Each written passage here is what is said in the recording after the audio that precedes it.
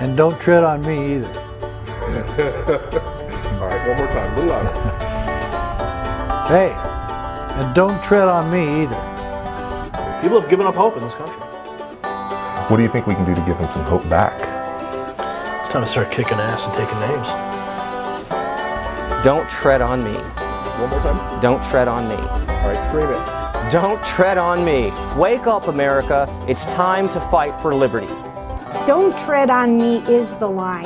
That is the line where we define who we are. We are giving you a warning. Federal government, we are giving you a warning, totalitarians, we are giving you a warning, statists, that we are getting to the point where we will be striking back with lethal force. And you do not want that. So you do not wish to tread on us. Does that vilify or legitimize the concern that the federal government has about militias? What? Kicking ass and taking names? If we start to shoot back. Oh, look. We can't let it get to that point. We cannot let it get to that point. I'm sure that they've said that a million times during the Revolutionary War and the war before that and every other one that we've had. But unfortunately, reality is that throughout history, tyrants don't give up their power willingly. If the government we organize under the People's Constitution survives the next 20 years, it may go on forever. My friend, it will survive.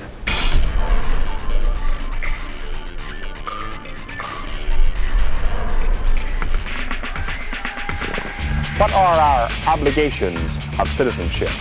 Number one, to understand the American way of life and what makes it tick. For instance, we should understand that our form of government is a republic, not a pure democracy. A pure democracy establishes majority rule with a minority overrun. Yes, it does. On the other hand, our republic is based on a constitution which protects minority rights. And it's important, too, that in our republic, authority is surrounded by an ingenious system of checks and balances that prevents autocratic or dictatorial rule. That is, if we maintain the Constitution as our basic law. You've just come from the Constitutional Convention. What have we got? A republic or a monarchy? A republic, if you can keep it so. You have been warned. All men are created equal. They are endowed by their Creator with certain inalienable rights. Among these are life, liberty, and the pursuit of happiness. When President George W. Bush was confronted over the fact that he was violating the Fourth Amendment with his warrantless wiretapping of the American people under the Patriot Act, he famously said that, well, the Constitution is just a GD piece of paper. And it is just a piece of paper unless we animate the Bill of Rights and Constitution and Declaration of Independence. If we don't exercise these rights, like muscles, they atrophy, they rot, they fall away. It is we the people that empower the Bill of Rights and Constitution. For a long time, people forgot the Bill of Rights and Constitution, and it was dying on the vine. But now we see that new life is being breathed into it, and that a revolution of freedom is burning in the minds of men and women everywhere. This is very exciting. And as a society, as a species, as a planet, we're at a crossroads. Will we have a 1984 society, or will we rediscover the true values that made us great and go back to that spirit of 1776? That's why I have said many times that the answer to 1984 is 1776.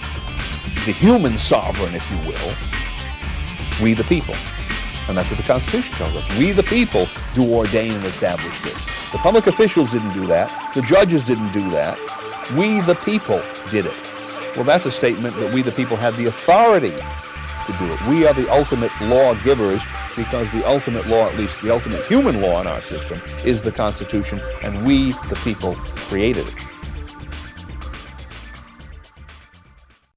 We the people gave birth to government. We are the masters of government, and they are the subjects of the people. A lot of people blame the Bill of Rights and Constitution. They blame our system of government for the oppressive corruption that we're living under. It's not the fault of the Bill of Rights and Constitution. It's the fault of we the people for letting government grow into this gargantuan, sprawling system that it is. It's our fault for not holding government officials accountable and by letting government officials call themselves officials. They are public servants. We the people constitute the government. We the people are the boss. And when the government becomes destructive of the Constitution, of the Bill of Rights, it is not just our job and our right, it is our duty to remove that government.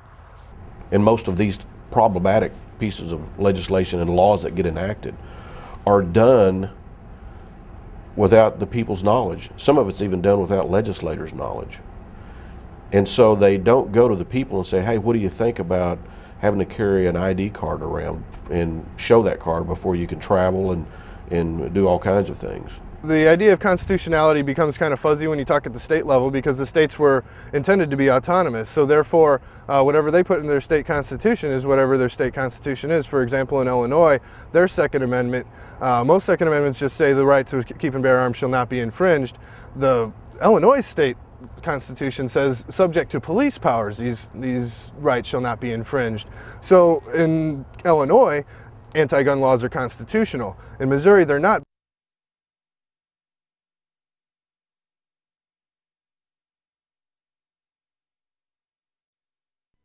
The bill, House Bill number 246, is an act exempting from federal regulation under the Commerce Clause of the Constitution of the United States a firearm accessory, or ammunition manufactured and retained in Montana and providing an applicability date. So it's basically they're trying to exempt themselves from the Commerce Clause. And the Commerce Clause is what the federal government uses for everything.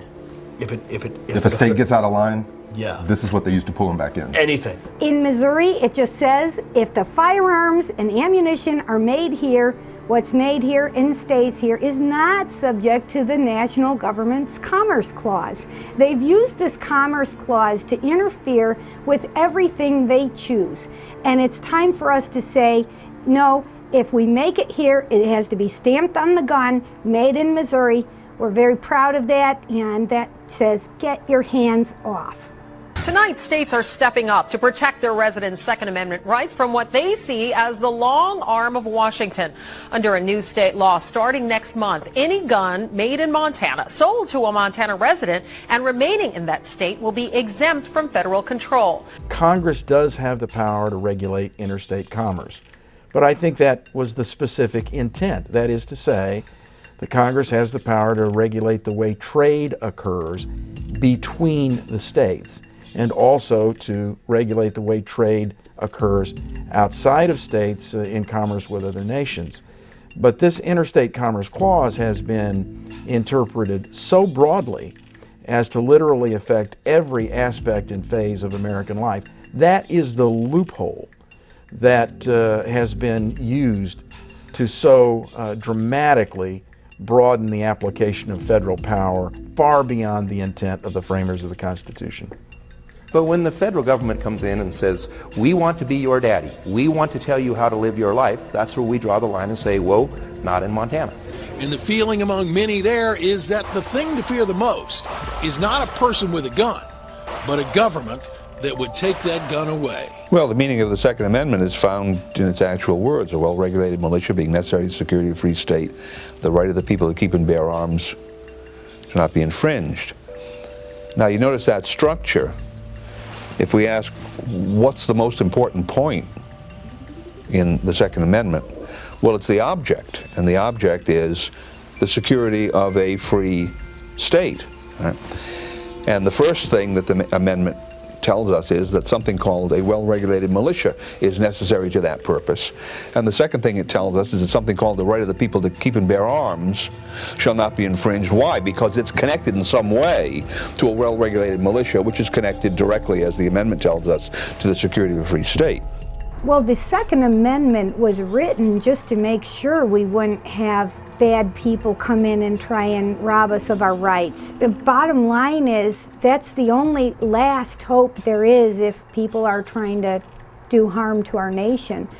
Well, the whole reason we have the Second Amendment in there, a lot of people understand this, but a lot of people either never do or have forgotten, it's to protect ourselves against an out-of-control government, a tyrannical government, a government that's violating the rights of the citizens and violating the law.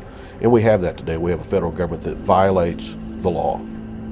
What we're doing on the state level is playing a game of rock, paper, scissors with the national government. And if you've ever played that, you know that one can crush the other.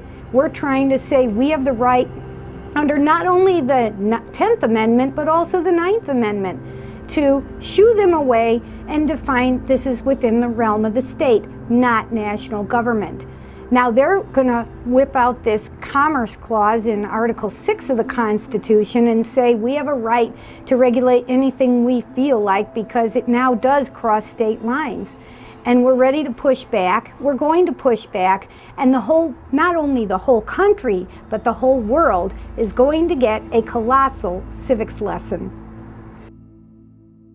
The Commerce Clause refers to Article 1, Section 8, Clause 3 of the United States Constitution, which gives Congress the power to regulate commerce with foreign nations and among the several states. The Constitution enumerates certain powers for the federal government. Any powers that are not enumerated in the Constitution are reserved for the states via the 10th Amendment. It is clear that the states have had enough, and they are rising up to fight back against federal tyranny. And no one can blame President Obama. We have only ourselves to blame because he's made it very clear, as has his Attorney General, the chief law enforcement officer in the country. They just want to do a few things with gun laws, like take them away in large measure. I think that the current administration in a year's time has moved farther and faster than the federal government has ever moved before. Now, does that mean there weren't abuses of our Constitution and the role of federal government prior to that? I don't think so. I think this has been going on for literally decades. In my opinion, I think what has happened here is, you know, the American people tend to not really pay all that much attention to our government unless our government really overreaches its bounds. And so for years and years and years, the federal government has continued to step more and more into areas where they don't belong. They've reached their dirty little fingers into areas where they don't belong. But what they've done to the American people is they've done it, or they've served it to the American people a thimbleful at a time. They've given it to them a little bit more and a little bit more. And it looks like maybe when served a thimbleful at a time, the American people are a lot more likely to go ahead and receive it or swallow it, so to speak. What's happened now with the election of President Barack Hussein Obama and the dominant control that the Democrats have both in the U.S. Senate and the U.S. Congress, the House of Representatives, in my assessment, in my opinion, what they've done is they've decided to go ahead and just really, instead of trying to serve up their encroachments a thimbleful at a time, they're trying to serve it to the American people in 5-gallon buckets. Well, when the federal government oversteps its bounds in 5-gallon buckets, the American people wake up. And the American people have awakened.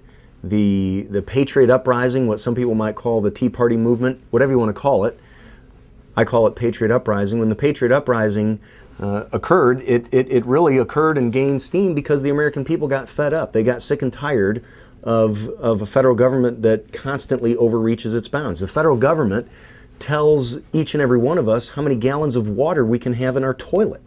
Our founding fathers never intended for the federal or central government to have that much control over our lives. The federal government has encroached upon the very fabric of our senses. With health care bills and bailout bills, and with every kind of Patriot Act bill, our nation sinks lower into the pit of gloom and depression. The American people desperately want a way out, but the federal government has other plans.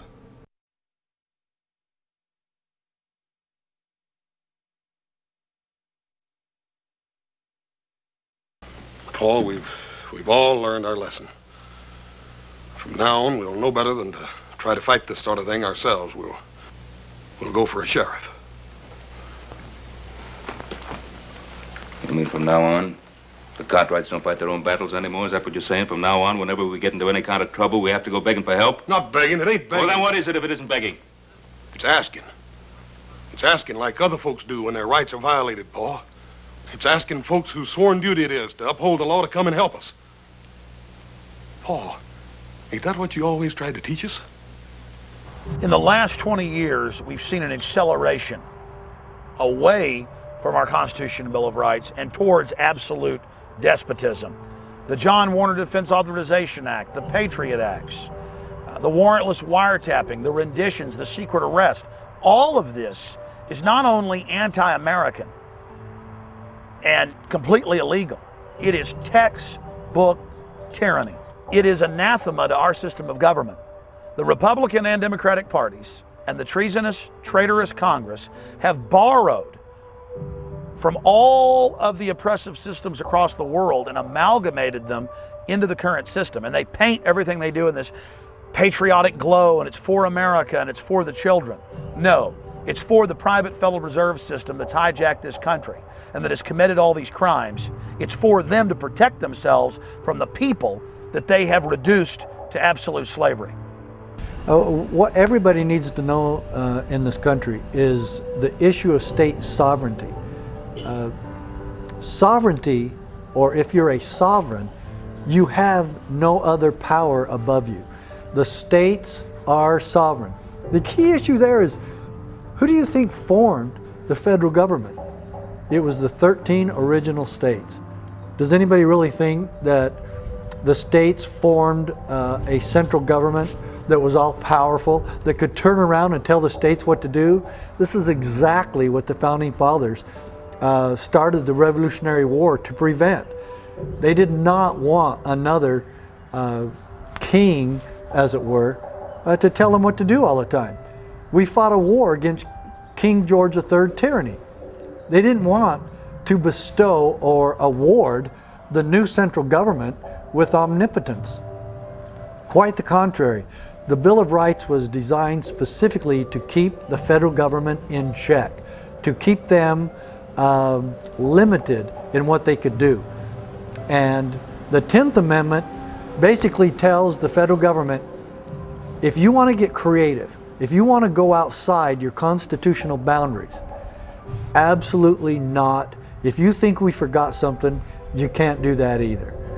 Well, basically, the government in Washington has assumed powers that it constitutionally does not have, and that were reserved, as the 10th Amendment tells us, to the states. So if you're talking about states' rights, you're really talking about the claims that the states have to exercise certain kinds of power on their own without some kind of federal interference. If they want to stop the federal government, they have to find a vehicle. They have to find something that's couched either in law or the Constitution. And the 10th Amendment is very clear about the state's ability, the state's rights and state sovereignty in stopping and curtailing the power of the federal government. So it is the tool, the legal and constitutional tool that is being used to stop the federal government. Well, a right is something that you have, again, inherently, something that is part of your nature, something that you own. A privilege is something that's given to you by someone or some entity that has authority over and above you, that has the ability to control you. Let me, just for the sake of the illustration, because I do like to pull up my handy-dandy Constitution, and I don't blame anybody.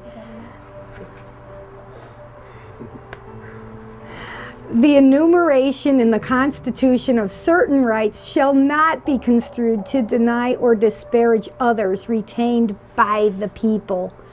Checkmate, by the people. Number 2, the 10th Amendment clearly says that the states have the rights to pass laws so long as they don't conflict with anything already in the Constitution.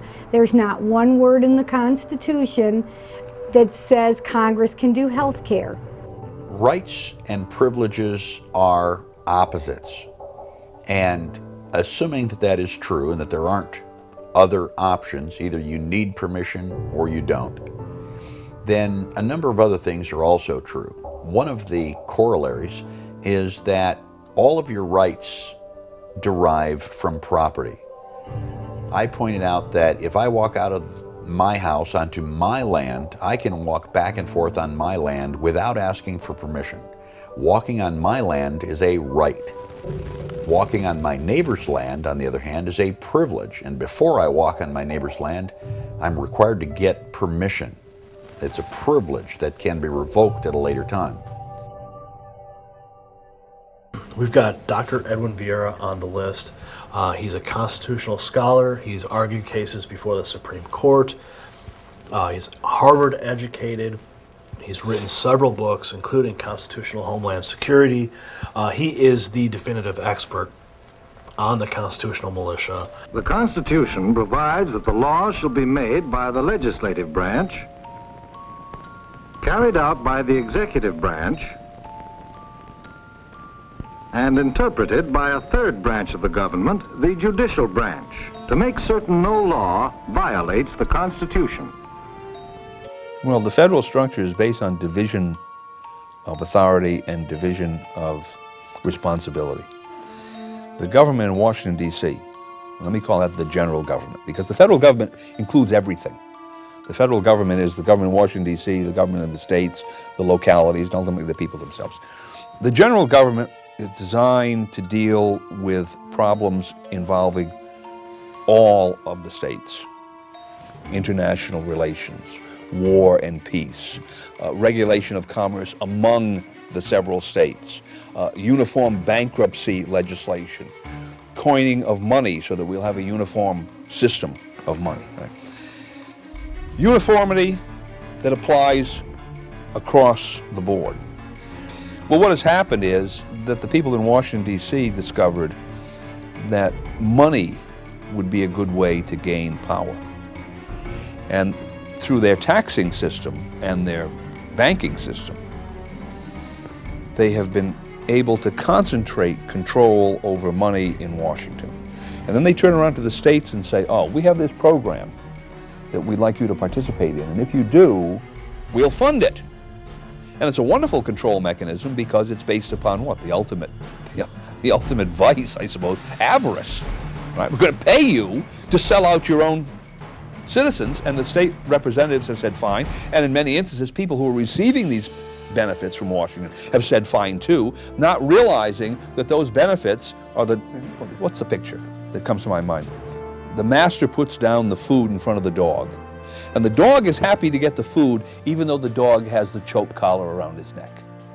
Right? Even though the dog is now subject to the master, it's happy to get the food.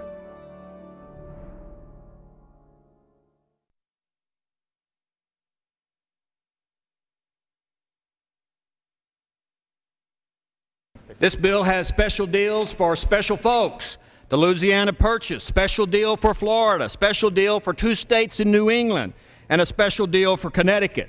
And as much as my friends like to rail on the insurance companies, they give a special deal to Michigan Blue Cross so that they don't have to get the new tax increases. Why is that? Because it's special deals for special folks. This bill is unconstitutional. Texas State Attorney General plus 40 or 30 other Attorney Generals will sue the federal government if this bill passes because of special deals for special folks. And also, this bill is unconstitutional because it forces the American people to buy a product. Nowhere in the Constitution does the federal government have the authority to force you to buy anything, whether it's insurance, a car, or a box of donuts. What we have in Congress are a bunch of lobbyists who are there making sure that elected officials do the will and do the bidding of corporations. And I mean, this healthcare debate is a great example of that. I mean, the insurance industry right now, they're spending $1 million a day to convince people that they need to keep private healthcare insurance companies, and that's how we need to have our healthcare run in this country. What does the term sovereignty mean? Well, you can have a nation that's declaring that it's sovereign from an empire or from a nation that it was previously a part of. But at its most basic level, sovereignty, or saying I am a sovereign, means I am not your property. I am not a slave. And our Declaration of Independence was unique in history, where the people created a new government and constituted it to be a protector of their basic rights and freedoms. Not democracy, not mob rule, 2 wolves and a sheep voting on what's for dinner, but a system where the minority as well as the majority was protected. Bills that would protect the American people from the federally sponsored healthcare fiasco are now getting the support they need. As we call it, the Missouri Freedom of Healthcare Choice Act. It also is a House joint resolution, and on the Senate side it's been filed as a Senate joint resolution. These resolutions are the type that would result in an amending of our Missouri Constitution. And basically, what these joint resolutions do is inscribe into our state constitution that the citizens of Missouri will not be compelled or forced by the federal government to have any type of health control mandates from the federal government. This is a brilliant piece, a beautiful piece of state sovereignty, pushback type legislation. The main point of passing a resolution is we have to define who we are and what we will tolerate. It's their job to be the public servants. They're getting way off task. The support from the citizens was tremendous. In my 8 years in the legislature, I've never seen so many citizens come up to the Capitol to participate in a hearing. A properly constituted federal government exists only with the authority of the people and is only granted power from the people. The same thing is true with the various state governments. Their power derives from the consent of the governed. We did it with the extension of unemployment benefits in Missouri this past session, where we had to jump through hoops, actually change our state statutes to be able to get those extensions. We said no. I think what's going to happen is collectively, the states are going to have to come together, and they're going to have, the legislatures of the states are going to have to say no. Welcome back to The Ed Show. There are tough times on Main Street. Unemployment reached double digits and small businesses are struggling to stay alive. You never want a serious crisis to go to waste. We kind of agree with Mal that political power comes largely from the barrel of a gun. I'm very appreciative of the fact that Gary Franchi and William Lewis contacted me and authorized us to post this film at prisonplanet.tv so it could subsequently be posted all over the internet on YouTube and other channels. They spent a lot of money making this film. It's about states' rights, the difference between the republic and a democracy. This is a film that can really cause a grassroots movement in this nation to rediscover what it is to be an American and to get those checks and balances back over the federal government that only the states under the 10th and 9th Amendment can provide. And to ensure that they can make future documentary films, it's essential that you support them by going to Infowars.com or Don'tTreadOnMeMovie.com and purchasing Don't Tread on Me, Rise of the Republic on DVD with the expanded extras. Plus, you get it in the highest quality. It's great to show friends and family, to have viewing parties, to send to your legislators, your county commissioners, and to people in Congress. The future of this film is in your hands. We've done so much together in the past. I want to thank all of you for your support of independent filmmaking that stands up for this republic. Don't Tread on Me, available at Don'tTreadOnMeMovie.com or Infowars.com. Get the DVD today.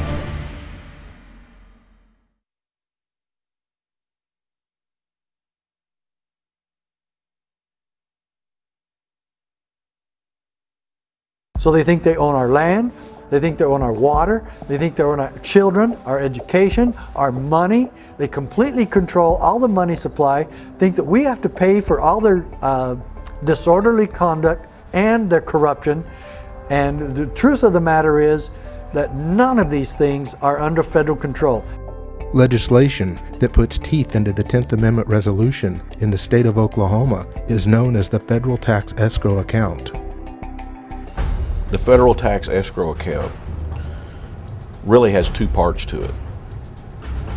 It has first the aspect of it in which it is directing certain federal taxes to be paid to and through the state treasury, and then the state will pass that federal tax on to the federal government, the IRS will say. And let's say it's the federal income tax. People start paying their federal income tax to the state treasurer instead of the IRS, and then the state treasury will then pass it on to the federal government.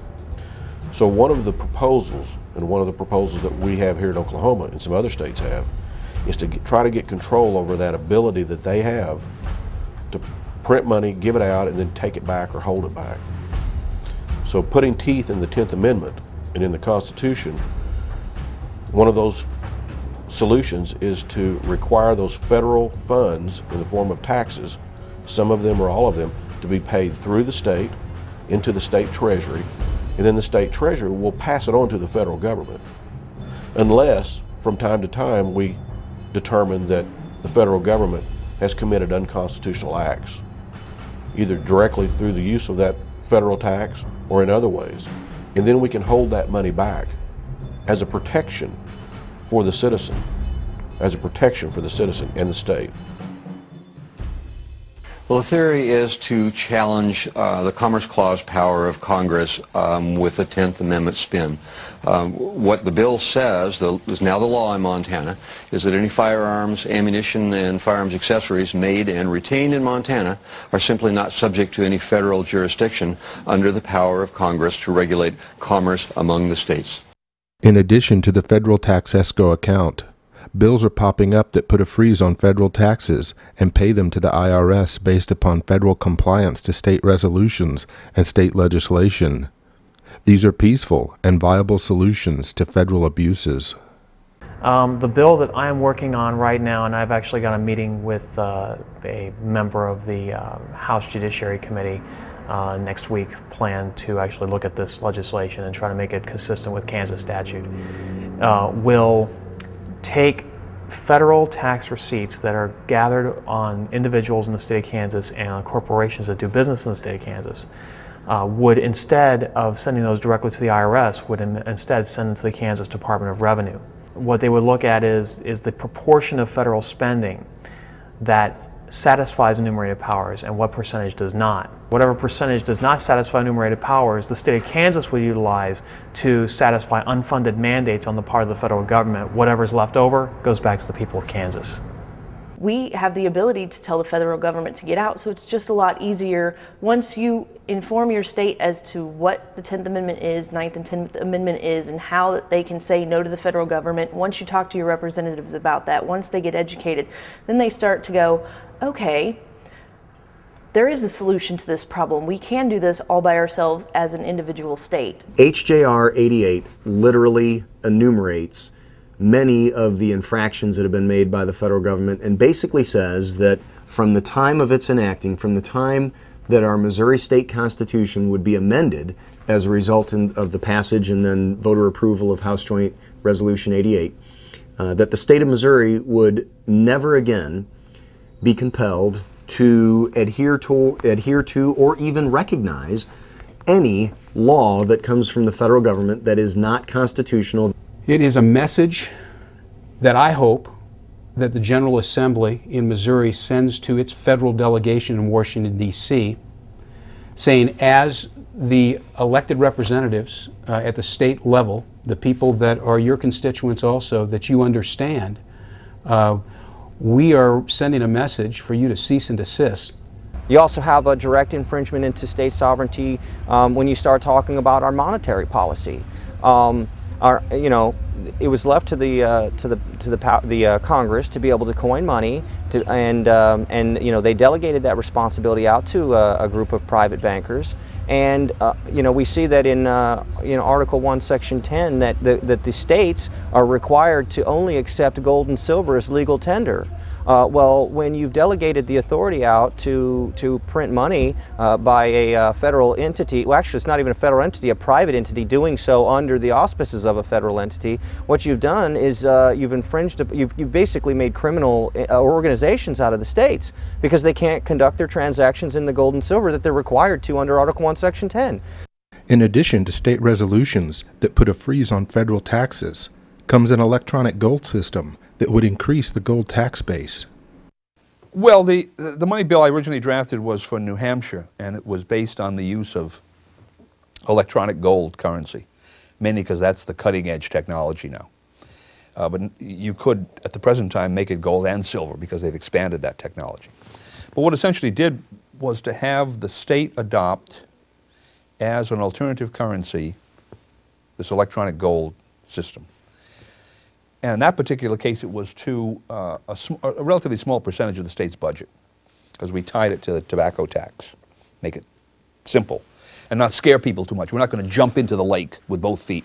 We're just going to put our toes in, as it were. About 10% of the state's budget would come in gold, and then the state would offer to pay out gold to whichever its creditors, to whomever it owed money, first come, first served. We'll pay that debt in gold. Now, the thought was, I think it's fair, that pretty soon that 10% of the state's revenue in gold would be out the door. People would be lining up to get that. Then the treasurer would come back to the legislature and say, you know what happened here? Our gold stock went to zero in a matter of a month. I need to have more of the tax base turned into gold, increase the gold tax base. And if it's correct that good money will eventually prevail over bad money, you would see most of that state economy, the state spending, would be on a gold basis. And then in the private economy, well, people are receiving gold from the state and people are having to pay gold into the state for taxes. What about in the middle here? Well, now I'm going to start asking people to pay me in gold, or I'm going to start offering to pay the gold that I've received to people. And it would expand through the private economy. And the next thing you know, that state, for all intents and purposes, would be off the Federal Reserve System. Federal Reserve notes would be like a foreign currency, like euros or something. Right? You'd only take them when you needed to deal with somebody out of that state that demanded to be paid in Federal Reserve notes. And the other state, people in other states would be looking at it and say, hey, why aren't we dealing in gold?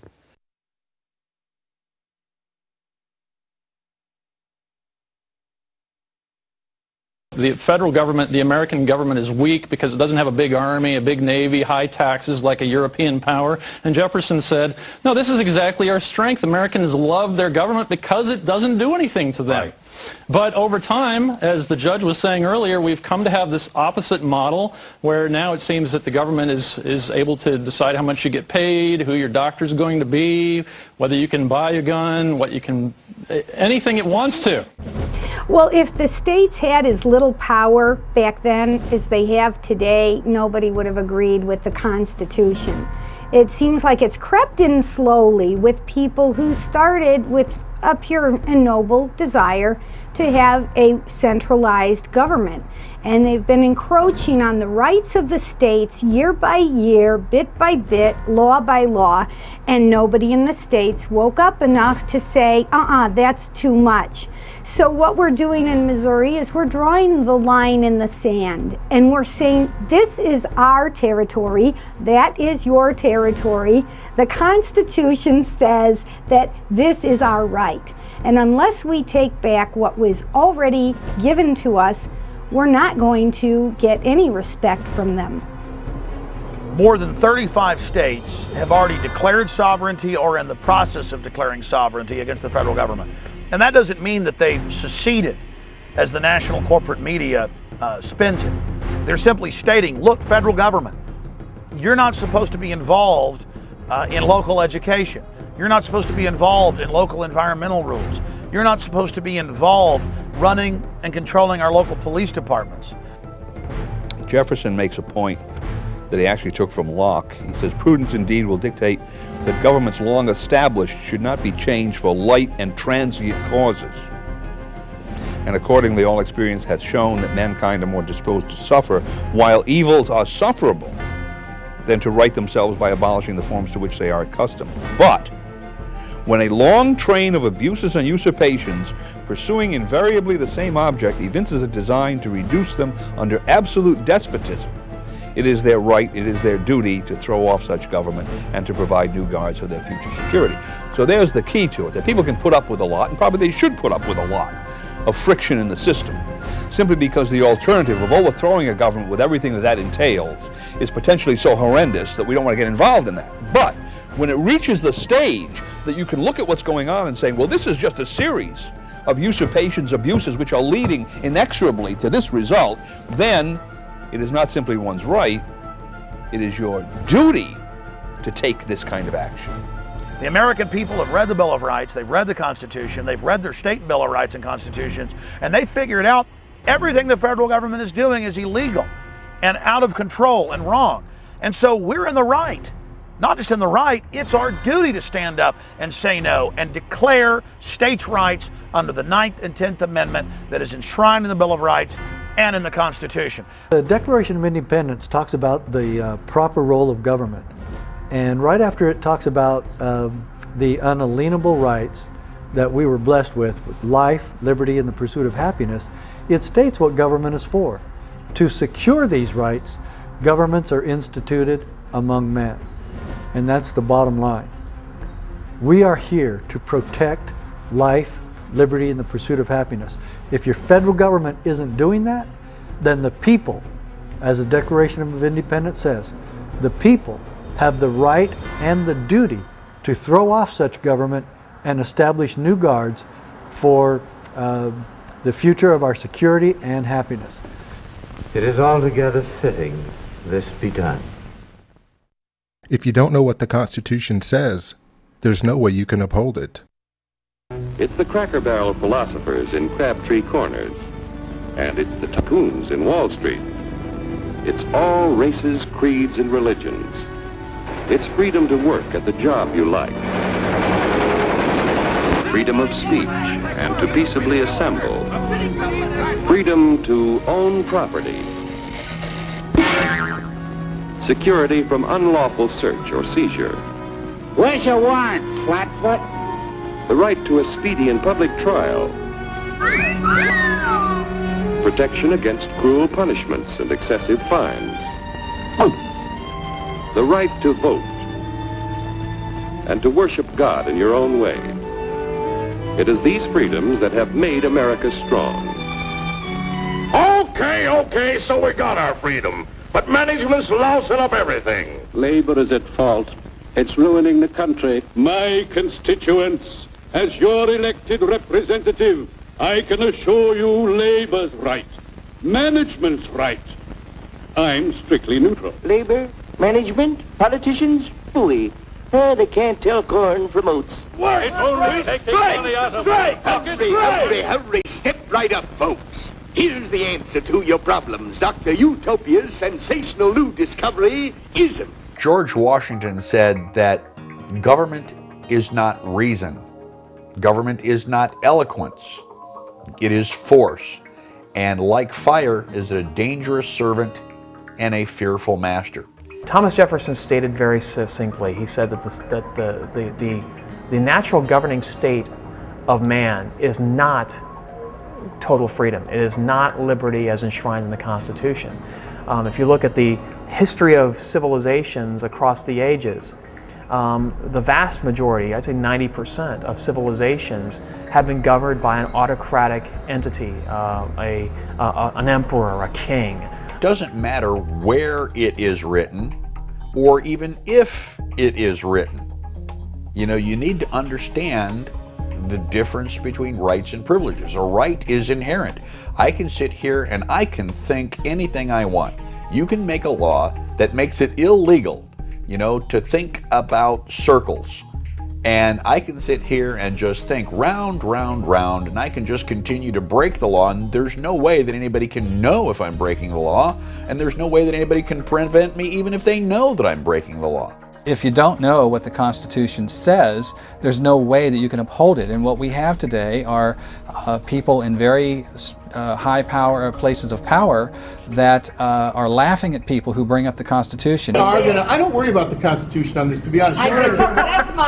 That's right. Jackpot, brother. Oh, I don't worry about the Constitution on this, to be honest. The entity, i.e. the Congress, who has the responsibility under Article 1, Section 8 for our money and our monetary policy, if something goes wrong with it, they can't point the finger at somebody they delegated the job to. It's still their responsibility, and they need to take ownership for it.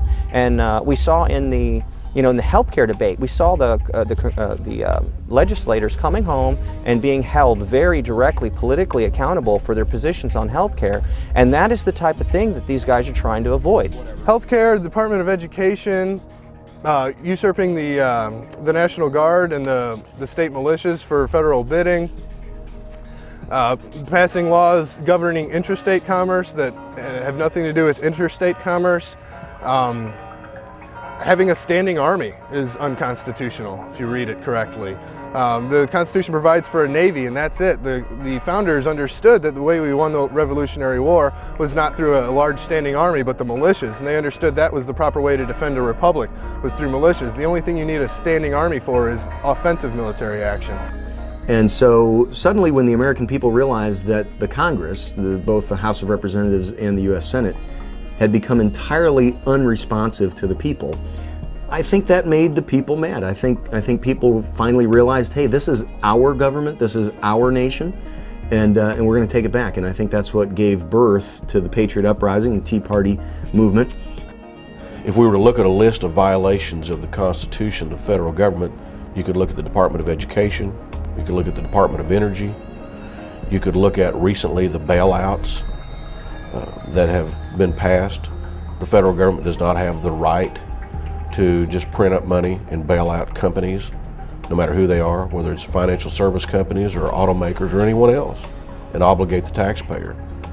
I do believe that the people of Missouri will overwhelmingly approve House Joint Resolution 88.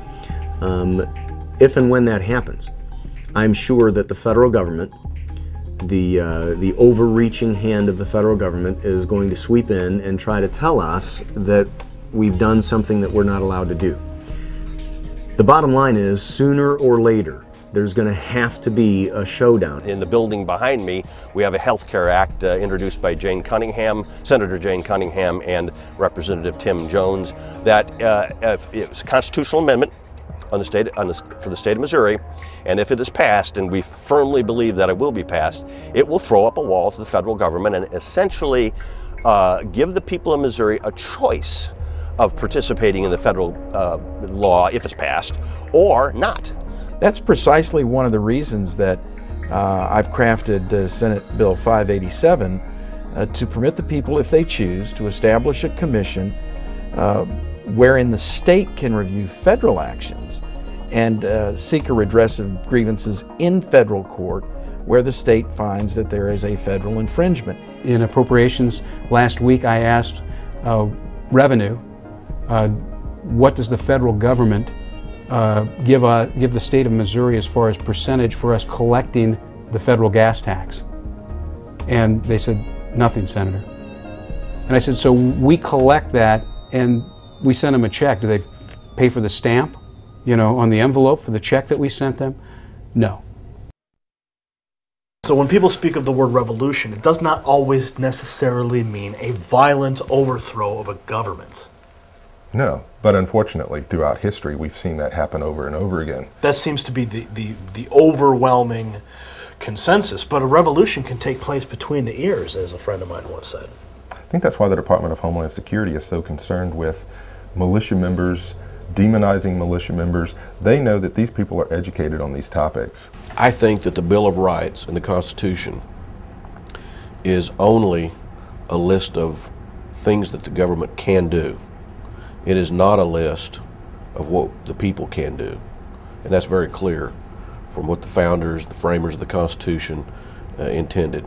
It certainly is not a list of the things that we can do. It may include some of those things, and it does, but it's not a list of the things that we can do. Taught in our schools today is that there are two kinds of government. What they call positive government and negative government. You have positive rights and negative rights. Well, what's the difference? What they talk about, and I've got textbooks that say this, that the United States in the Constitution offers negative rights. And what they mean by that is that the Constitution starts out saying government shall not.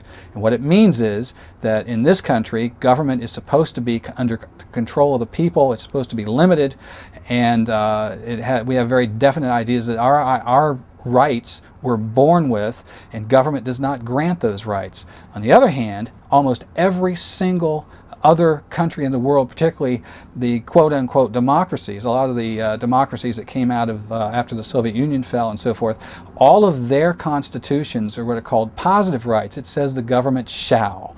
And what that means is that government grants you your rights, that, and whatever gang of thugs are in charge today decides what those rights will be. Hillary Clinton announced that the U.S. would participate in what is now called the UN Small Arms Treaty. Now, this is being pushed by a great number of tin pan dictatorships, socialist states, and basically police states around the world as the way to control small arms trafficking. And Hillary Clinton agreed that the U.S. would be involved, obviously with the blessing of the White House. So basically what this is it's an international treaty agreement that is going to limit the individual rights of gun owners in America. And now, correct me if I'm wrong here, a treaty has to be ratified by Congress, am I right? There's no doubt. It takes 67 votes to ratify a treaty in the United States Senate, and that's going to be a tall order even for this White House. The founders set up this beautiful system where you have the three branches of the federal government, the legislative, the executive, and the judicial, all filled with power-hungry men and women set against each other, always struggling for more power and control against themselves so they can never get together and oppress the people. That's called the separation of powers. And so each branch checks the other. But there's also a separation of powers at the state level. If you didn't like the rules in New York, you could move to New Jersey. If you didn't like the rules in North Carolina, you could move to South Carolina. If you didn't like the rules in Alabama, you could move to Texas. My hot button issue is the First Amendment. And that's the thing that really got me fired up to even get involved in the political process in the first place. The violation of my First Amendment rights. And the biggest violation of our First Amendment rights comes through hate crimes legislation, hate speech legislation that attempts to limit our ability to have a voice and an opinion in the open marketplace. The only protections we've ever had have been the rights we claim for ourselves. And if you look at the Revolutionary War, we had to say this is our right and this is what we'll tolerate and this is what we won't. Now, what caused the Revolutionary War was far less egregious than what they're doing to us now. I believe if we could roll the tape back to 200 years ago, our founding fathers would laugh at the debates we're having today. And they'd also cry at the idea that we're throwing it all in the trash. They had just escaped tyranny. They had just escaped a government that had become far too powerful and had no regard for the rights of its citizens. And so when the Founding Fathers gave us the Second Amendment, you know, as many people like to say, the Second Amendment is there to make sure that the rest of the amendments, the rest of the Bill of Rights, is remembered. We had two amendments, the 16th and the 17th, that were ratified that really destroyed the very fabric of state sovereignty. And the 16th Amendment being what most people understand as the income tax amendment. And the 17th is the one that changed senators from being elected as state representatives to actually being represented by the people. As far as the 17th Amendment goes, the original intention of the Founding Fathers was for the senators to be appointed by the state legislature. This would allow for them to do a recall at any time. If the senators, say when they voted for the bailout, we could have immediately recalled them while the people were up in arms, where they were passionate about the issue. But what happens is this empowers central planning and strong central government, because now we have to wait for the next election cycle, and by then people have lost sight of what it was. They've lost distraction with our short-term attention spans now. In our system of government, the states are to have the ultimate checkmate against executive abuse of power. Until we got the Federal Reserve Act and the 17th Amendment in 1913, the states appointed U.S. senators. The people elected the state legislators, and then they would send the U.S. senators to Congress. And so the states had full control over the Congress because they appointed the senators. When they began to elect the senators at large, the senators could now be taken away to Washington and bought off by special interest and by offshore banks and by the military-industrial complex. And that's when you see the real corruption setting in. It is the states that are above the federal government, because the states represent the body of the people, and those state legislatures represent the body of the people. The same things came back through the environmental movement, and because they have used scare tactics, Chicken Little tactics, that the sky is falling, global warming, all of this, that if we don't do something about it, then the we're going to lose our planet Earth and we'll lose our home and it's all destruction on us. All those scare tactics have gotten people to take their liberties and throw them on the bonfire like a good old-fashioned book burning, all in the name of protecting the environment. The federal government gets and grabs hold of most of the power that they have throughout our history through tragedies, or very traumatic times, in our nation's history. The latest, of course, being 9/11, and the overreaching, of some of the law enforcement powers that the federal government has come because of fear.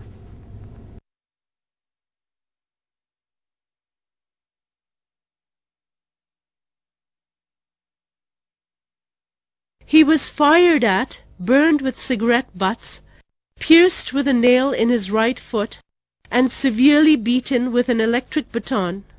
The wounds and bruise marks visible on his body is a testimony of the brutality he was subjected to by the Chinese authorities.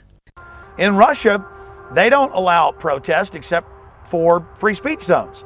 The United States has adopted that. In communist China, they only allow authorized demonstrations. We now have the same system here. And if you notice, our media doesn't criticize Russia's tyranny or China's oppression anymore, because they would look like hypocrites if they did.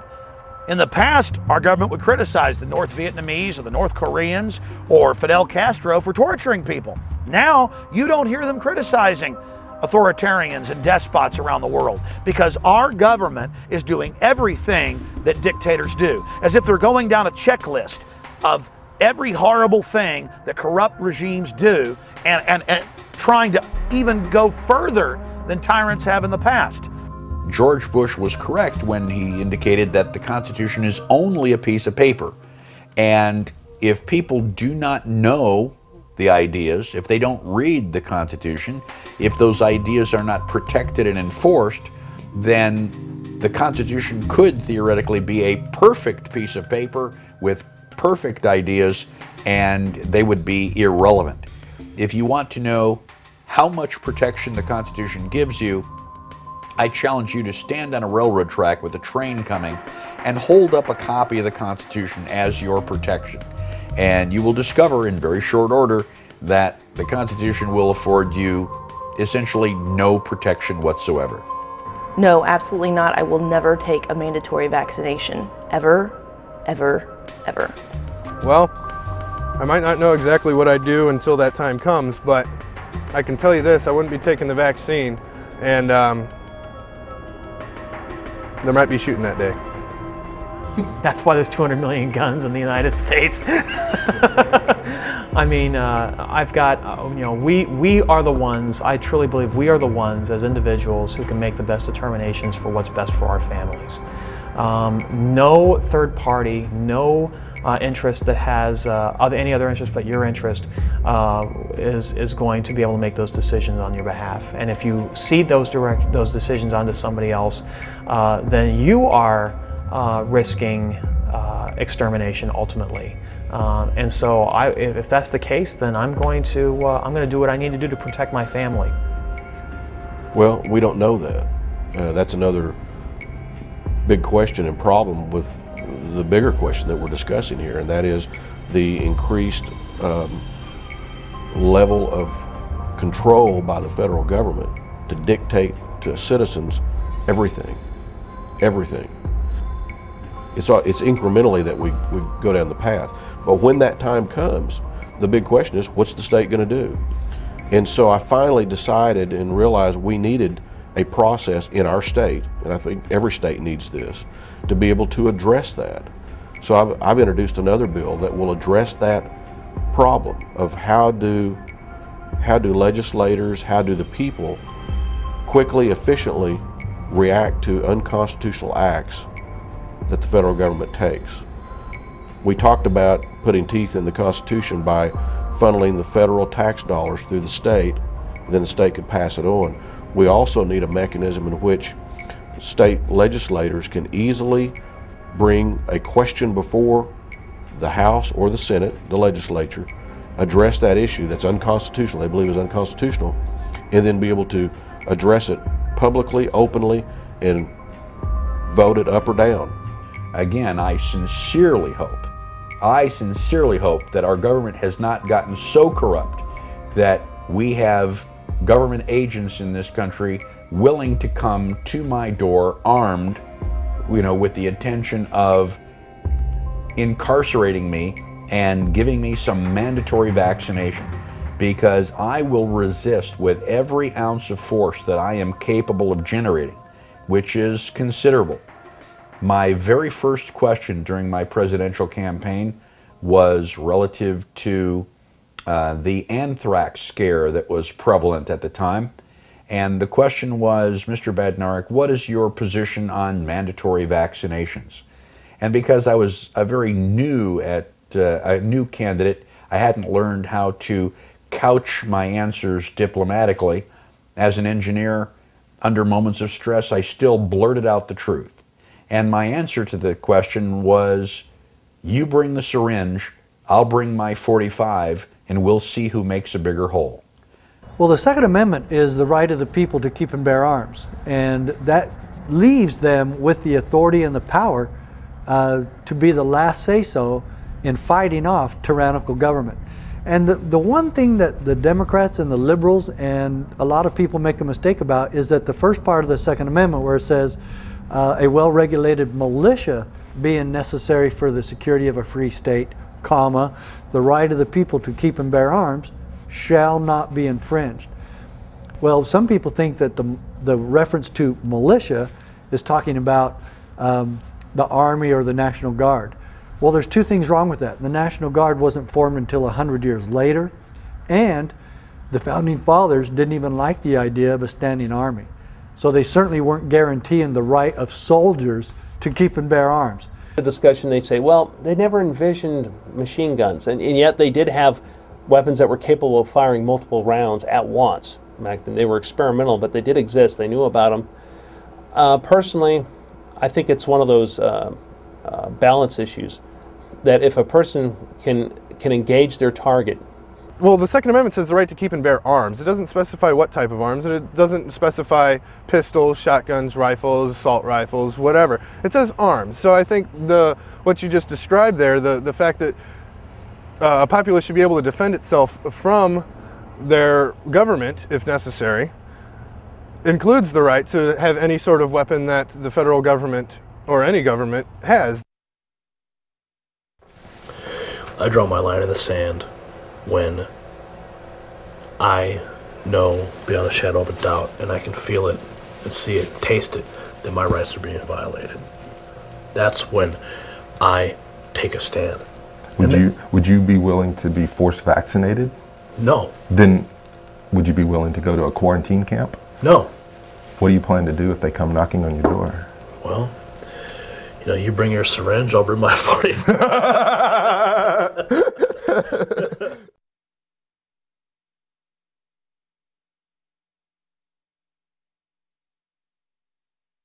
Also, I'd like to take this opportunity to thank all of you for electing me to another term as sheriff. I want you to know that I appreciate it, and that I will continue to do my best to make this city and, well, to make this county a place where we can be proud to raise our children. The most powerful public servant in the county, who is the sheriff.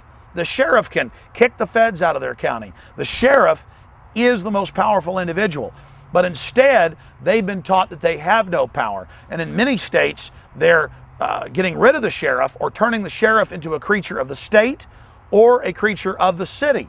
Cities are chartered by the state under the rules of the state and the county. So again, it's backwards. That the sheriffs in this country really take their job seriously in protecting and serving the people of their county. And yes, the best protection you can give your people, Sheriff, is protection from tyrants. And my question is, Sheriff, will you stand against tyranny? If you won't, then you're not doing your job. You can move out in the middle of the desert and get together with a couple hundred of your friends and found a city. You could hire your own police. You can go set up speed traps out on the highway and pull over unsuspecting families that are out there, driving by as tourists. But the minute you start violating the county laws and the state laws, you are involved in criminal activity. The cities are simply incorporations. And so they are trying to overthrow the sheriffs. They are trying to overthrow the legislatures through these agreements they're signing with the federal government and the United Nations. We've always been swindled in one way or another. We just refuse to accept that it's happening again. We get trusting. And, between COINTELPRO, Project Megiddo, You know, this is just another example of it with the Obama White House. A lot of people get confused. They think that communism is for the people.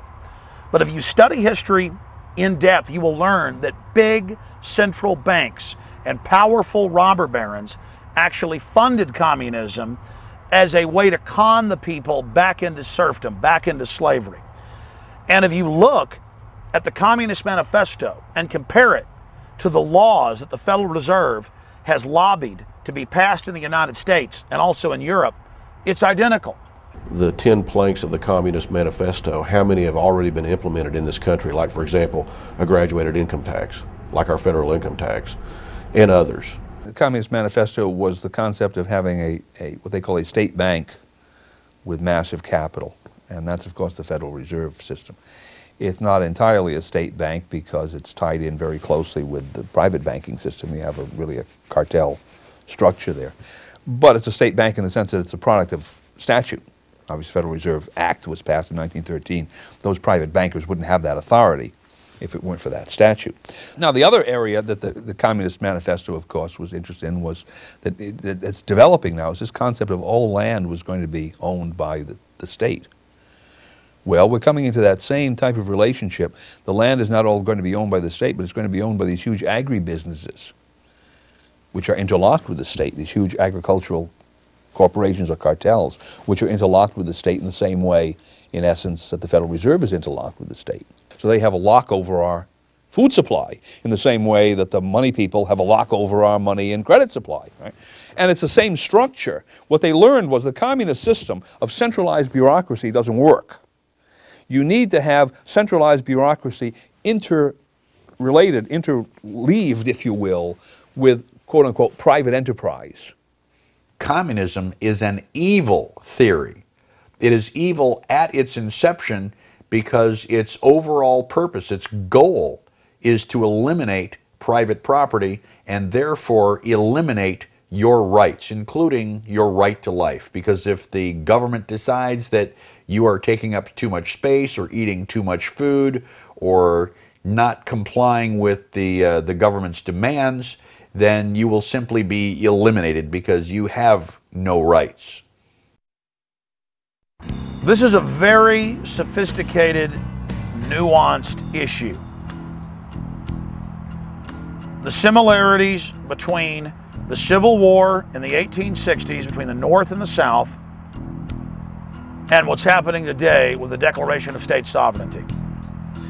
We have to be very careful. If you study the history of what happened then, this is on record, mainline history.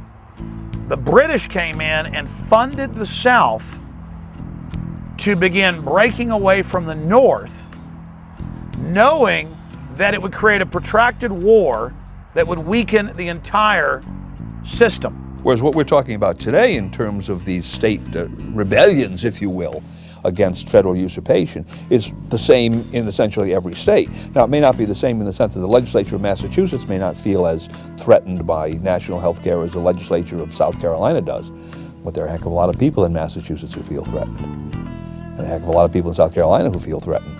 And eventually, if enough people in Massachusetts feel threatened, that legislature will change its tune. The people in Washington are making decisions that benefit themselves.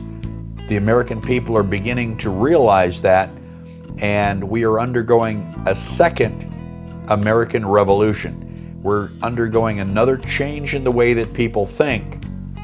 Right now we have foreign offshore banks coming in, controlling the federal government to engage in all these oppressive and tyrannical operations against the states that has the states declaring their sovereignty and some threatening to secede, which will then provoke a national crisis, which is what the globalists want.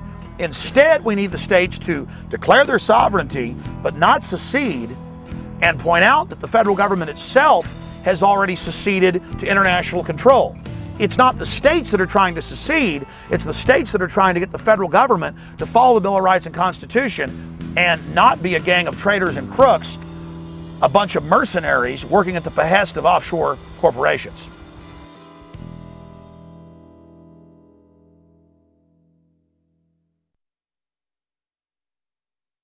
By order of the Chief of Police, clear this area or you are subject to arrest. citizen, and you shall be arrested for having freedom of speech and using the First Amendment of the United States Constitution. The Constitution is a very dangerous concept. Do not dare try to invoke the First Amendment of the United States Constitution. This is no longer America. This is Walmart, United States of America.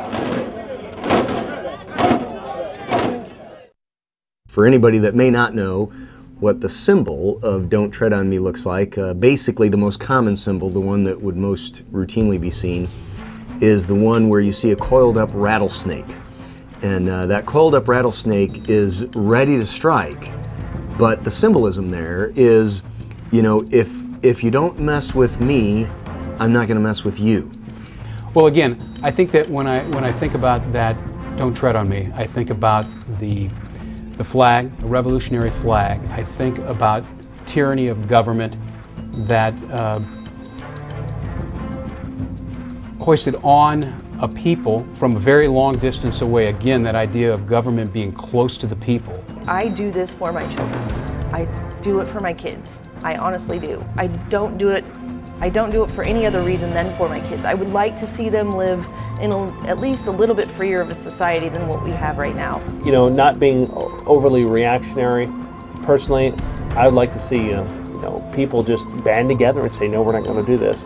And if push comes to shove, if they push you, do you allow them to push you or do you shove back? It's up to us to fix the mess. Yes, we thought we could trust them, but it didn't get this bad overnight. It got this bad because the citizens, not everyone, but some citizens, were content to sit in their lazy boy chairs with the remote control, trusting that government will take care of them. And while that may have worked at some time, it never has worked very well through the long course of things. So I want to encourage everybody to do your part to take back America.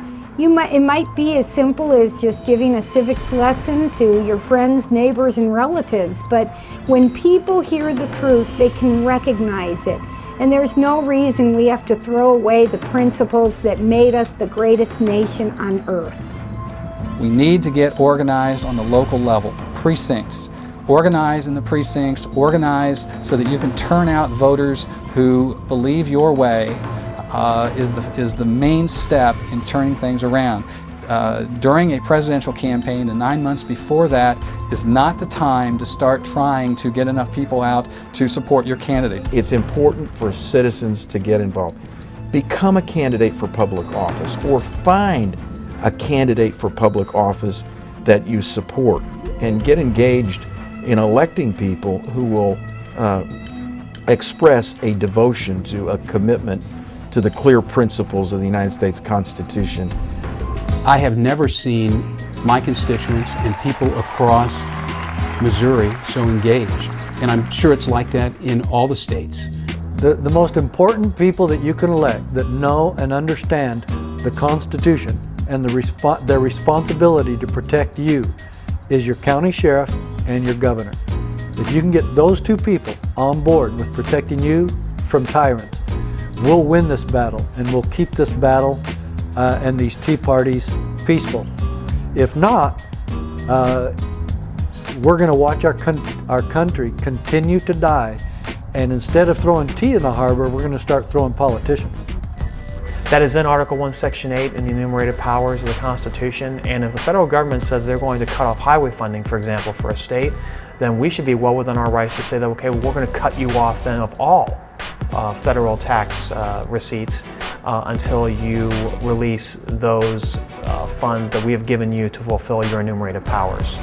But the good people of America, through the Patriot Uprising, the Tea Party movement, have banded together and made it clear to our government that we just aren't taking anymore. We're not going to sit back and allow you to perpetrate these things against the American people. We are not going to allow you to just ignore this document called the U.S. Constitution, and it is the people of America, not the politicians, the people of America have stopped health control and tax and charade. Founding Fathers created a country in which the local level is to be the most powerful force on us. If government is going to have any kind of effect on us, particularly it should come from the local level, because that means you can sit down with your local county commissioner or your local city councilman over a cup of coffee or something and say, you know, Harold, I got a problem with this, and you can talk to them. And if they don't do what you want them to do, then you can organize to try to take them out of office. A larger than expected turnout today for a Tea Party protest. People are upset with the Obama administration. And this time, in addition to signs denouncing government spending, protesters were encouraged to bring their guns. Well, I think there's a lot of people, myself included, until about a year ago, that basically just trusted our government and believed that they were actually doing what was best for us.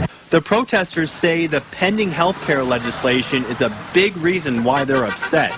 But they're also angry about gun control, big bailouts, and tax increases. They say it's time they're heard. Well, I would call it sensitizing people to the problem. You have different levels here. There are some people who understand this problem, and then there are others who don't understand the specifics of it, but they know the source of it. And Congress, this problem is located in Congress.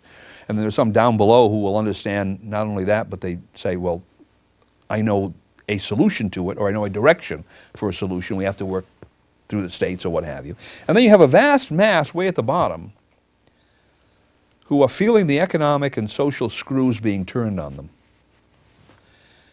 And the one thing they know is they're not responsible for this.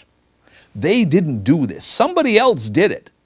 And now they're looking around to see who it was. And it has to be people in positions of power that did it. And so they're looking at the financial community, they're looking at the big businessmen, they're looking at the big politicians and say, you people are responsible in some way for this mess that's coming on me, that's being dumped on me. Their first instinct is to ask them to correct it, because they've been told all along that Washington has all the answers, right? But now they're realizing Washington does not have the answers. We get hope, we get change, and we don't actually get any hope or change, right? That was the whole mantra of the Obama campaign. I leave Mr. Obama aside, right, without criticizing him in particular, but that's the idea of all of these political campaigns. You put in this new fellow and things will change. And people have swallowed that stuff long enough. They realize it isn't true. It doesn't change. At that point, they're going to stop, number one, looking to Washington, begin to look at the other alternatives, which are the states, and I hope the second point is they're going to recognize that if change is going to occur, they have to make it occur. That is, the individual person has to make it occur. He has to become directly involved in this. Self-government is not a spectator sport. It's a contact sport. You have to get on the field, put on the uniform, and go out there and play the game. And if that means working with an alternative currency and learning how to use it as a businessman, you have to do it. If that means becoming part of a militia unit so that you can deal with whatever the local emergencies are, you have to do it. Nancy Pelosi is not going to come down from Washington and do this for you. I am sovereign. I have a right to life. I have right to freedom of speech, and I know that I have these rights. I don't ask anybody for permission. I do not look to some higher authority to determine whether or not I have these rights. God made the people made the states, and the states made the federal government, and that's the way the power flows. The people in this country, the average citizen, the guy sitting in front of a television set after having dinner at night, they know something's wrong. They can feel it in their gut. They know that there's something just not right with the world. As Morpheus said in The Matrix, he said, you know, it's the splinter in the corner of your mind. There's something there, they just can't put their finger on it. It's our responsibility as citizens, as people who uphold the Constitution, to give them the option, to give them the ability to take the red pill and see how far the rabbit hole goes. And when they do, when you start making people awake and aware of what's going on, they become excited themselves and become true grassroots people themselves and want to spread the message. And I think that's happening to great effect right now. When you evaluate the efforts and the results of the Patriot Uprising, the Tea Party movement, and you ask yourselves, have we made measurable progress in reasonable time? The answer to that is a resounding yes. Absolutely. We are making major progress. Politicians are scared like they've never been scared before. And that is exactly where we want them. We want politicians to be in a constant state of fear, not physical fear, but fear of not being reelected, fear of the people holding their feet to the fire, fear of the people actually paying attention to and watching what they do. That's where we have the politicians right now. The number one thing we can do to save our republic and restore our Constitution is to retake our Congress back for the people. Take it away from the establishment and the incumbents and give it back to the people. How about local government?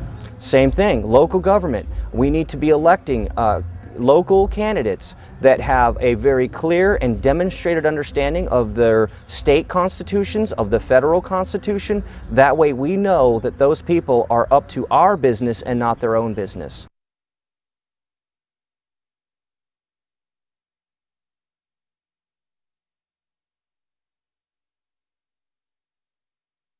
But guess what? This is a government of the people. As Tea Party protesters converged on the Capitol in Washington, D.C., stretching for several blocks from the West Lawn, hundreds of Rhode Islanders came out to the State House for a solidarity rally of their own. For those who couldn't make the national march, this was a chance to get up to the podium to voice their concerns over how the country is being run. It is our responsibility to question our government and hold it accountable to us, the citizens. The Tea Party, which stands for Taxed Enough Already, has been traveling across the country calling for smaller government and reduced taxes. The political landscape in the United States today is backwards. You have the federal government declaring that it is the supreme arbiter of everything that happens in the 50 states and that it removes the tax money from the states and then returns a small portion of it with strings attached. But if you study the Constitution, the Bill of Rights, how our nation is supposed to operate, you have this confederation of states that combine together to make decisions of national defense and monetary policy in the Congress.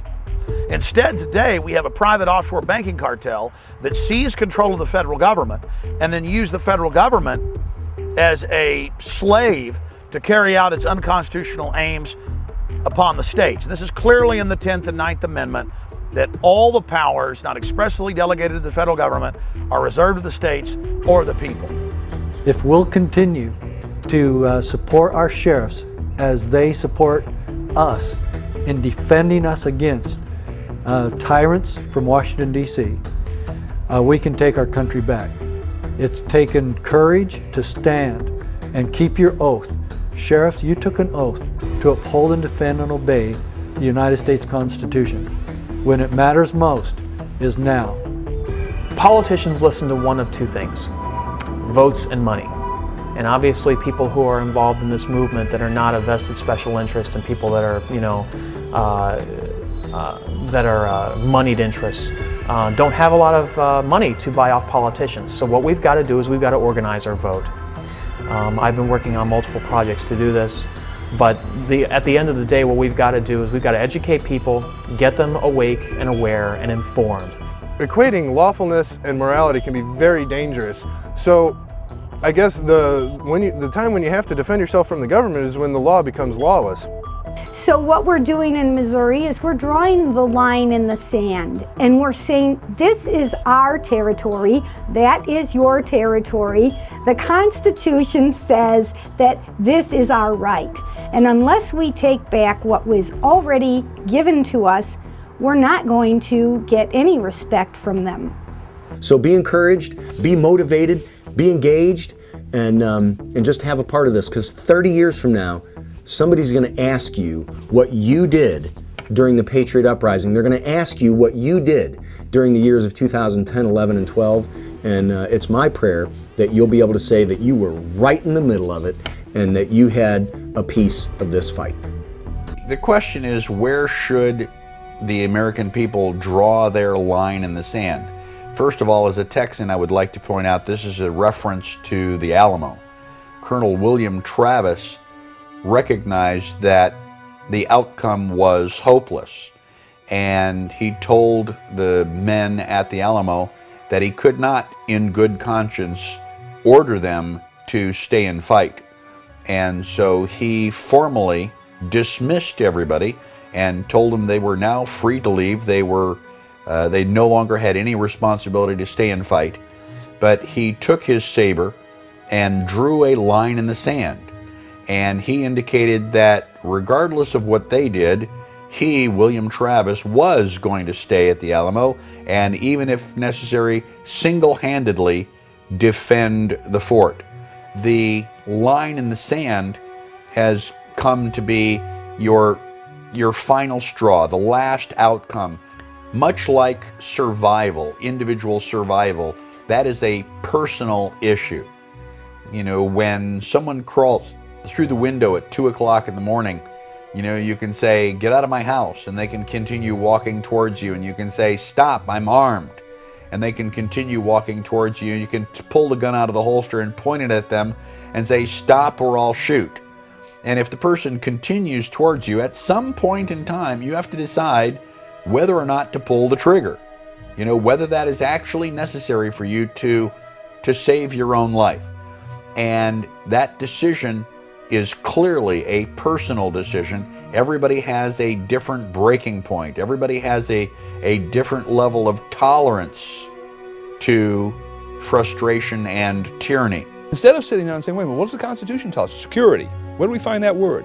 Well, it's the only place the word security appears in the Constitution. A well-regulated militia being necessary to the security of a free state. And the security of what? A police state? A free state. And the only other place where a word related to security is used is the word secure in the preamble, to secure the blessings of liberty to ourselves and our posterity. So if you think that through, if you looked at the book of instructions, if you had the brain of a kindergarten student in terms of constitutional law, you'd look at this and say, aha, whatever kind of homeland security operation we want, its goal has got to be a free state and the blessings of liberty to our people. Oh, and by the way, the Constitution tells us what that is. It's called a well-regulated militia, and the reason we can be secure in knowing that the well-regulated militia will secure the security of a free state and the blessings of liberty is because it is composed of whom? The people themselves. Not an elite armed force, not a group of politicians, the people themselves. Now, I just did that in how long? 20 seconds? You didn't have to go to Harvard for 3 years of law school to figure that out. Right? It's right there on the face of the document. It is my belief that liberty will be restored, that we will reestablish our constitutional republic in this country. And I sincerely hope that enough people have crossed that personal line in the sand where they will join forces with the rest of us so that a small number of us are not required to use force and use of arms. By order of the City of Pittsburgh Chief Police, I hereby declare this to be an unlawful assembly. I order all those assembled to immediately disperse. You must leave the immediate vicinity. Don't tread on us, we're not afraid. You work for us, we're not your slaves. Don't tread on us, you crossed the line, soon you will pay for all your crimes. Don't tread on us, we're not afraid. You work for us, we're not your slaves. Don't tread on us, you cross the line. Yeah, there's going to be basic principle. It would include everyone in principle from, let's say, 16 to 55 years of age. And then it would allow for anyone who was outside of those parameters, at least at the upper level, to volunteer for the system. And then it would give certain exemptions to people who were in public office, say judges or whatever, and certain people who were in private occupations where they had, let's say, hospital, all right, working in medical services. Then everyone would have to be armed and trained in different ways, and that's where you get into the one size doesn't fit all. because the training might depend upon local conditions. So if you're dealing, let's say, with Louisiana, we have the Mississippi River, New Orleans, the problems of levees and so forth and so on. Obviously, one important part of the Louisiana militia would be people being trained in some kind of service units, construction units or whatever, that would deal with that particular problem, keep their eye on that problem, apparently better than the U.S. Corps of Engineers has done, right? If you're living in other areas, you're going to have other problems to deal with. Now, the picture that comes to my mind now, let's take Virginia, for instance. Statute that I have in mind here would say as following. The state passes this militia revitalization bill, and it authorizes each one of the counties, or some of the larger cities, I mean, places like Richmond, to set up a militia committee of safety. And the purpose of this organization would be, at the county level, to be the governmental entity that oversees the operation of the militia. And it would consist of some number of the county supervisors and the chief law enforcement officer. The county, 4 or 5 of these elected officials or appointed officials would be in this group, plus the leaders of the militia units that were formed.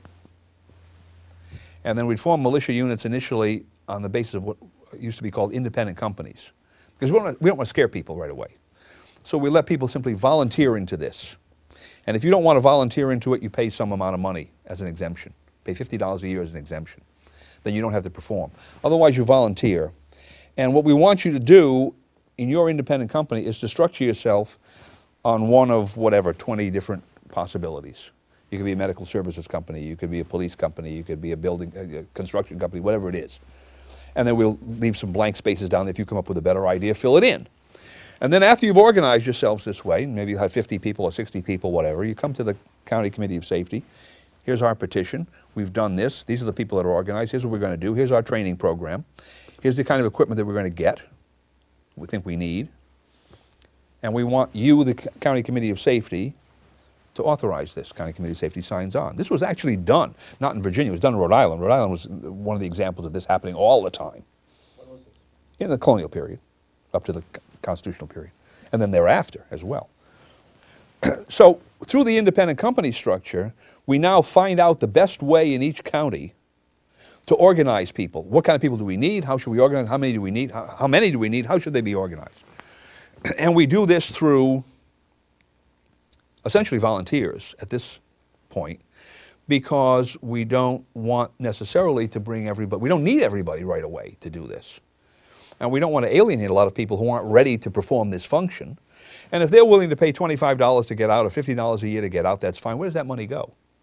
It goes to the militia group. So now the militia group has this money to buy equipment, to get to training facilities and what have you. And then we determine that the best way to organize a militia group or for the purposes in Warren County, Virginia, which is where we are now, is this way. And over in Clark County, it's different. And Fairfax County, it might be slightly different and what have you. It's based on the needs of the county. It's based on the needs of that county. Now then, also on there's certain state considerations. Now, at the end of some period of time, let's say a year, you have the County Committee of Safety writes a report based on what they did, and they send this back to the State Committee of Safety. And the State Committee of Safety says, looks at that and says, aha, on the basis of this, we think we should amend this state statute to provide for this and this and this and this. And now that we have all this up, we're going to increase the exemption fee from $50 to $250. We're going to force more people into this. And we're going to tell those people that they have to take a Red Cross first aid. We're now going to start laying these things out, which everybody has to do. So that at some stage down the line, maybe it'll be 5 years, maybe 10 years down the line, this country is going to look, this state, let's just say the state of Virginia, if we're the only ones that did it, we're going to look as well prepared as Switzerland for any kind of emergency. We don't care what it is. Natural disaster, epidemic, economic collapse, attack by the Chinese, you name it. We're going to be as well prepared as we could be. We may not have nuclear weapons to retaliate, but otherwise we're going to be as well prepared at the state and local level as we could be. Food security, medical security, police security, we're going to have that. None of which we have now. I should say police security, we have some of that, but not at the right level, and they're depending too much on Washington in any event. We're going to have that in this state. It will be maybe different in Nebraska, maybe different in Massachusetts, California, what have you.